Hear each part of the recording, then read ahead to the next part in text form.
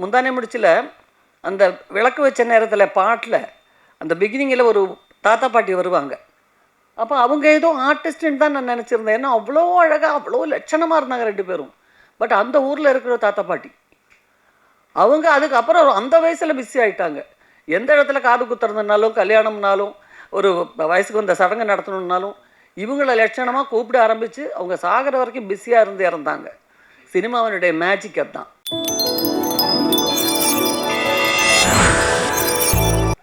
மிஸ்கின் sir மாதிரி வந்து mimicry பண்ணிங்க.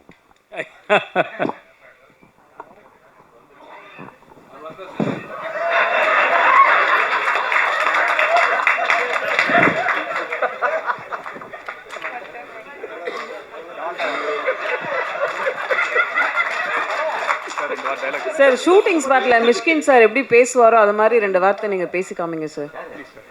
ஓ my God sir, did you do that? Sir அவர் மாதிரி டயலாக் ஏதாவது பேசி இங்க காமி. இல்லை இல்லை எல்லாமே இல்லை உங்களை மாதிரி காட்ட சொன்னாங்க, மட்டும் தான் காட்டினேன். தேங்க்யூ.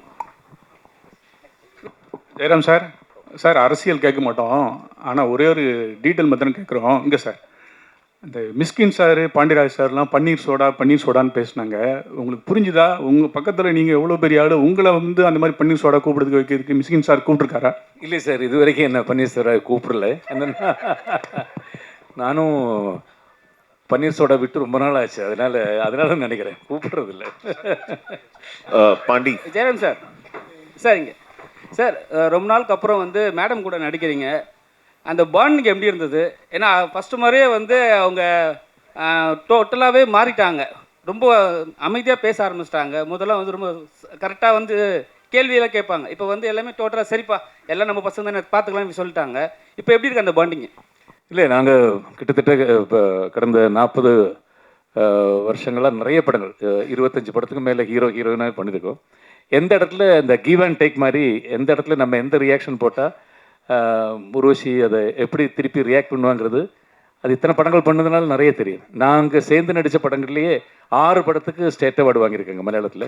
ஸோ அது அப்பப்போ தெரியும். அதனால இந்த படத்தில் எல்லாமே நாம் பண்ணுற ஒவ்வொரு டைலாக்கும், நாம் பண்ணுற ஒவ்வொரு ரியாக்ஷனுக்கும் அவங்க ரியாக்ஷன், அது மாதிரி அவங்க பண்ணுறதுல என்னோட ரியாக்ஷன், அதுதான் இந்த படத்துலேயே ரொம்ப இம்பார்ட்டண்டான விஷயம். அது நல்லா ஒர்க் அவுட் ஆகிருக்கு. அது அவங்களால எனக்கு அது கரெக்டாக தெரியும். நான் இப்படி போட்டு அவங்க அப்படி தான் அதுக்கு ரியாக்ட் பண்ணுவாங்க. நேரம் வந்து ரொம்ப முக்கியமானது. அது சினிமாவில் ரொம்ப ரொம்ப முக்கியமானது. 9 மணிக்கு அப்படின்னு நம்ம ஒரு கால் ஷீட் ப்ரோக்ராம் போட்டு ஜெயராம் சாரோட மேனேஜருக்கு ஃபார்வர்ட் பண்ணோம்னா ஒரு நாள் கூட லேட் ஆகாமல் 8:50க்கு வித் மேக்கப் காஸ்டியூமோட வந்து ஸ்பாட்டில் நிற்பார். குட் மார்னிங் சொல்லிடுவார். 10 நிமிஷம் அட்வான்ஸாக தான் இருப்பார். இப்படி அவரோட 40 வருஷ பயணத்துக்கு அப்புறமும் இவ்வளோ சின்சியராக இன்னமும் நேரத்தை மதித்து சினிமாவுக்கு ஒபே பண்ணி அந்த டேரக்டருக்கு வந்து ஒரு நிமிஷம் ஒரு நாளைக்கு ஷூட்டிங், இந்த மாதிரி பெரிய படத்துக்கு ஒரு நாளைக்கு 1 நிமிஷம் வந்து வேஸ்ட் ஆச்சுன்னா 3500 ரூபா செலவாகும். அப்படி ஒரு நிமிஷம் கூட அவரால் லேட் ஆகக்கூடாதுன்னு பயங்கர பங்க்சுவல். அதுவே ஃபஸ்ட்டு நமக்குலாம் பயங்கர ஐயோ அவர் வந்துட்டார், ஷார்ட் எடுக்கணும் அந்த மாதிரி பயங்கர பங்க்சுவல், டிசிப்ளின், பர்ஃபெக்ஷனிஸ்ட், ஒரு முழுமையான நடிகர். ஹீரோவாக இருக்கிறத விட ஆக்டராக இருக்கிறது ரொம்ப கஷ்டம். அவர் வசதிப்பட்டால் ஹீரோவாக நடிச்சுப்பார், இல்லைன்னா நல்ல கேரக்டர் பிடிச்சா நடிச்சுப்பார். அந்த மாதிரி இந்த சினிமாவில் ஹீரோவாக பரிணாமிச்சிருக்கிற ஜெயராம் சார் அவர்களை பேச அழைக்கிறோம். All the press, media, all my friends, brothers, sisters, all the dignitaries on the dais, இந்த படத்தினுடைய all the technicians, director, cast, crew, எல்லோருக்கும் வணக்கம். படத்தை பற்றி எல்லாருமே எல்லா விஷயமும் பேசியாச்சு. டைம் ரொம்ப லேட்டாக போயிட்டுருக்குது. இந்த படத்தில் முதல்ல ஃப்ரம் த பிகினிங் சொல்லப்போனால் லைக்கா மாதிரி ஒரு ப்ரொடக்ஷன் இது ஒரு சின்ன படத்துக்காக அவங்க இதுக்குள்ளே வந்தது. அதுக்கப்புறம் தமிழ் குமரன் சார் மாதிரி ஒரு ப்ரொடியூசர் இந்த படத்துக்கு வந்தது. Pandiraj sir direction and everything production எல்லாமே இதுக்குள்ளே வந்தது. And all the co artist Urvashi வந்தது. அண்ட் சஞ்சனா, அனந்திகா, யோகி பாபு, மிஷ்கின் சார், சிங்கம்புலி, பக்ஸு, சாண்டி மாஸ்டர், ஸோ மெனி எல்லாருமே. அண்ட் என்டையர் டெக்னீஷியன்ஸ், ஃபாக்சன் மாதிரி மியூசிக் உள்ளே வந்தது, பிரதீப் மாதிரி எடிட்டர் வந்தது, ஜார்ஜ் மாதிரி ஒரு கேமராமேன் இதுக்கு கிடச்சிது, திவ்யா மாதிரி ஒரு அசோசியேட் வந்தது, எல்லாத்துக்கும் ரொம்ப சந்தோஷம். ஆனால் ஒரு விஷயம் சொன்ன மாதிரியே இதுக்கெல்லாம் மேலே இந்த படத்தோட ஹீரோ இதனோட ஸ்கிரிப்ட் தான். ஃபஸ்ட்டு இந்த படத்தோட ஸ்கிரிப்ட் கேட்டது பாண்டியராஜ் சார் வந்து சொன்னது. பாதி ஸ்கிரிப்ட் வாசிட்டு இருக்கும்போது நான் கேட்டது, உருவசி மாப்பிட்ட கேட்பீங்களா, ஆல்ரெடி உருவசிட்ட பேசியாச்சு சொன்னது. அப்படி எல்லாமே பாசிட்டிவாக அமைஞ்சொரு படம். இனிமேல் இது பப்ளிக்கிட்ட கரெக்டாக போய் சேர வேண்டியது only through you. Please, thank you so much. நன்றி சார். அடுத்தது முந்தானை முடிச்சு, அது அந்த படத்தை பற்றி நமக்கு தெரியாதவங்களும் இருக்க மாட்டோம். அந்த படத்தில் பரிமளம் அப்படிங்கிற ஒரு கேரக்டரில் இன்ட்ரடியூஸ் ஆகிறாங்க ஒரு ஹீரோயின். இப்போது 40 வருஷம் கழிச்சு இன்னமும் ஹீரோயினாக பரிமளா அண்ட் கோ அப்படிங்கிற படத்துலையும் ஹீரோயினாக நடிக்கிறாங்க. அப்படின்னா அந்த வரப்பிரசாதம் எல்லாருக்கும் கிடச்சிடாது அவ்வளோ சாதாரணமாக. அது அக்காவுக்கு கிடச்சிருக்கு. அக்காவை பற்றி நான் சொல்லவே கூடாது, அக்காவே சொல்லிடுவாங்க. அக்கா நிறைய பேசுவாங்க, அதனால் அங்கேயே இருந்து பேசிட்டோம். ஆனால் கார்ட்லெஸ் கொடுத்துருங்க. நிறைய என்ன பேசுகிறது, எல்லா கண்டென்ட்டும் எல்லாரும் சொல்லிட்டாங்க, சேம் கண்டென்ட் தான். பட் இருந்தாலும் என்னை பொறுத்த வரைக்கும் ஒரு ஹீரோவாக ஒரு ஸ்கிரிப்ட் வந்து அமையிறது லைஃப்பில் ரொம்ப ரேர். ரொம்ப அப்பப்போ தான் நமக்கு அந்த மாதிரி ஒன்று அமையும். ஒரு கதை நம்ம கேட்கும்போதே இந்த கதை தான் ஹீரோ அப்படிங்கும்போது ஒரு நம்பிக்கை வந்துடும் மனசில். அண்ட் இது ஃபுல் ஸ்கிரிப்ட் ஆனதுக்கப்புறம் இன்னும் கொஞ்சம் டீட்டெயிலிங் கேட்கணும் அப்படின்னு ஆசைப்பட்டேன். கேட்டதுக்கப்புறம் ரொம்ப சந்தோஷம் ஆச்சு. அண்ட் ஜெயராம் தான் இந்த கேரக்டரில் நடிக்கிறாருன்னொன்னே எனக்கு ரொம்ப ஹாப்பி ஆகிட்டேன். ஏன்னா 20 வருஷத்துக்கு மேலே ஆச்சு இல்லை நம்ம படம் பண்ணி, 20 இயர்ஸுக்கு மேலே ஆச்சு. நாங்கள் கிட்டத்தட்ட ஒரு 25-26 படத்துக்கு மேலே பண்ணியிருப்போம் பேரா. அது பஞ்சதந்தத்துக்கு அப்புறம் புத்தம்புது காலைன்னு ஒரு ஆந்தாலஜி மட்டும்தான் பண்ணக்கூடிய வாய்ப்பு கிடச்சிது. அது கோவிட் டைமில். அது 1 டே தான் ஒர்க் பண்ணோம் காம்பினேஷன். அப்போது அதுக்கப்புறம் ஒரு பல கதைகளை கேட்டிருக்கோம். பட் சிலது எனக்கு பிடிக்கும், சிலது ஜெயராம் பிடிக்காது. நாங்கள் 2 பேரும் கம்யூனிகேட் பண்ணிப்போம். ஜெயராம் இந்த கதை வந்து சொன்னாங்க, நீங்கள் பண்ணுறீங்களா? இல்லை, எனக்கு அப்படி ஒன்றும் ஒரு வித்தியாசமாக நம்மள்கிட்ட எதிர்பார்க்குற ஒன்று ஃபுல் சீரியஸாக இருக்கும். அந்த சீரியஸ்லேயும் நமக்கு பிடிச்ச மாதிரி சிலது அமையாது. அண்ட் இந்த ஸ்கிரிப்ட் கேட்ட உடனே பாண்டியராஜ் ஸ்கிரிப்டை பற்றி நமக்கு எப்போவுமே ஒரு நம்பிக்கை இருக்குது. பாண்டியராஜுக்குள்ளே இருக்கிற அந்த ரைட்டர் மேலே தான் எனக்கு மரியாதை அதிகம். ஏன்னா பசங்க படத்துலேருந்து அவருடைய எல்லா படங்களும் கிட்டத்தட்ட நான் பார்த்துருக்கேன். அந்த ஸ்கிரிப்டிங் அப்படிங்கிறதுல நிறைய டைம் எடுத்துக்குவார்.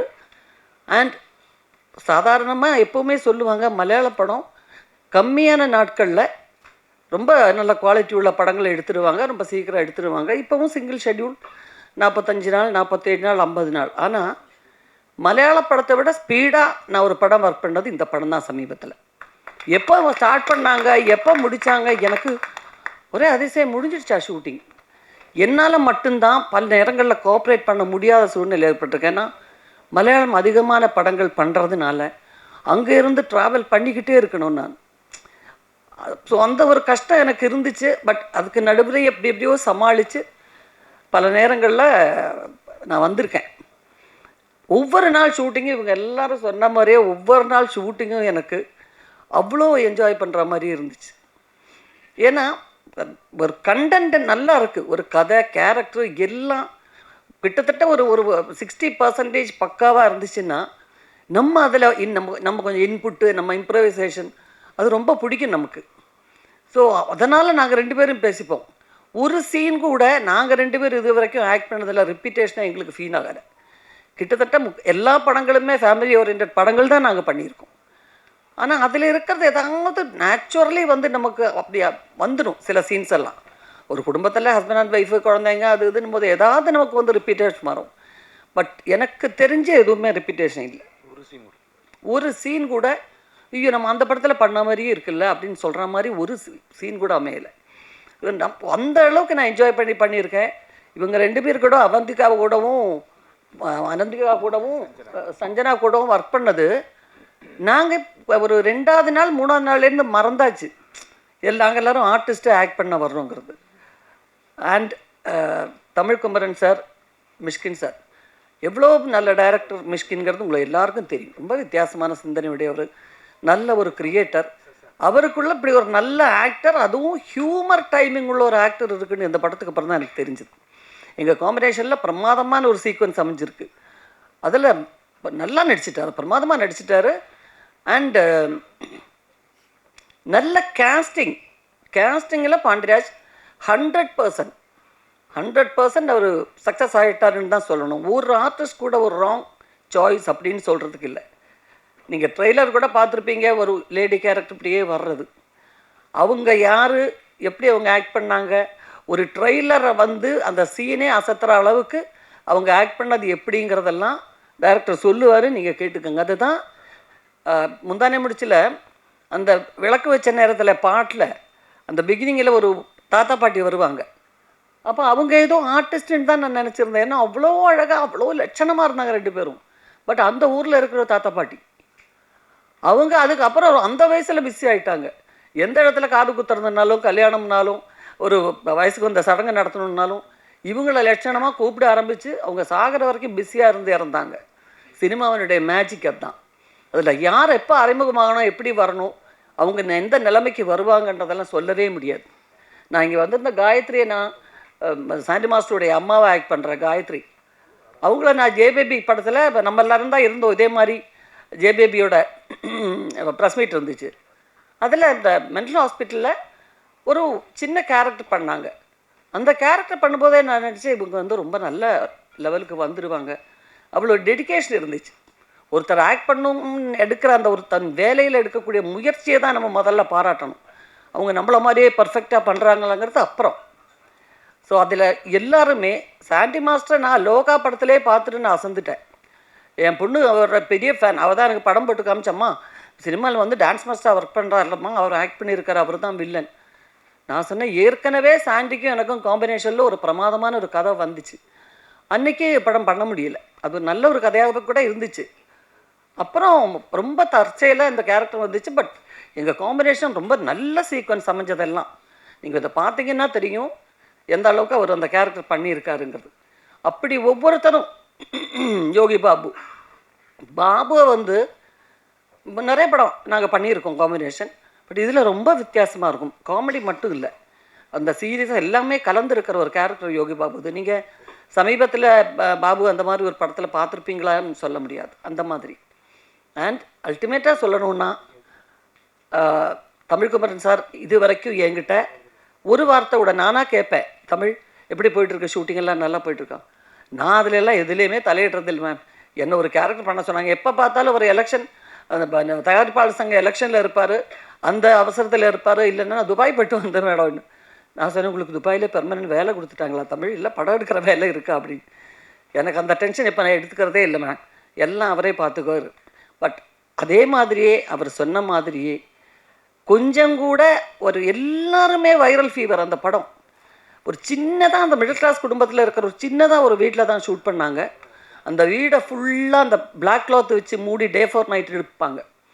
இது எல்லாம் அந்த ஆக்சிஜன் கம்மியாக இருக்கிறதுனால அந்த வைரல் ஃபீவர் எல்லாருக்குமே, நாங்கள் எல்லோரும் அஃபெக்டட் ஆகி ஆல்மோஸ்ட் எல்லாருக்குமே இருமல். அந்த மாதிரி ஒரு ஸ்டேஜில் தான் எடுத்தோம். பட் ஒர்க் பண்ணுற அந்த படத்துடைய கண்டென்ட்னால எல்லாத்தையும் மறந்துட்டோம். அதுதான். அண்ட் அந்த விஷயத்தில் வந்து பாண்டியராஜ் சாருக்கு நான் என் நன்றியை சொல்லணும். அண்ட் அசோசியேட்ஸ் ஒவ்வொருத்தரும் திவ்யாவுக்கு இன்னே வரைக்கும் திவ்யா ஒர்க் பண்ணுறது கூட இப்போ அங்கே போயிட்டு தான் வந்துட்டுருக்கு திவ்யா. ஸோ அது வந்து ஒரு மிகப்பெரிய ஒரு கோஆப்ரேஷன் சொல்கிறது திவ்யாவை சொல்லணும். ஏன்னா ஒரு பக்கம் ப்ராம்ப்டிங் நடக்கும், ஒரு பக்கம் ஃபுட்டை பற்றி சொல்லுவாங்க, ஒரு பக்கம் காஸ்டியூமுக்கு சொல்லுவாங்க, எல்லாமே அதுதான் ஒரு மேற்பார்வைன்னு சொல்லணும். அதே மாதிரி அவுட்டோர் ஷூட் ஃபுல்லாக ஜெகன் தான். ஜெகனுடைய படத்துக்கு இப்போ ஜெகன் பேசினாரே மேடையில், அப்போ அவருடைய படத்துக்கான வேலைகள் ஒரு பக்கம் போயிட்டுருக்கு. ஆனால் பாண்டியராஜ் மேலே இருக்கிற ஒரு அன்பும் ரெஸ்பெக்டும் அவுட்டோரில் வந்து எல்லாத்தையும் சமாளித்து, ஸோ ஒவ்வொருத்தருமே மிகப்பெரிய அளவில் இதில் உழைச்சிருக்காங்க. And thank you Pandiraj and Jayaram, thank you so much. ஏன்னா பல சந்தர்ப்பங்களில் இந்த படத்தில் நான் ஃபேஸ் பண்ண பல சந்தர்ப்பங்களில் ஜெயராம் இல்லாமல் வேறு எந்த ஆக்டராக இருந்தாலும் எனக்கு இந்த அளவுக்கு என்ன சொல்கிறது, நாங்கள் டெய்லி கம்யூனிகேட் பண்ணிப்போம் சின்ன சின்ன விஷயங்களாக இருந்தால் கூட.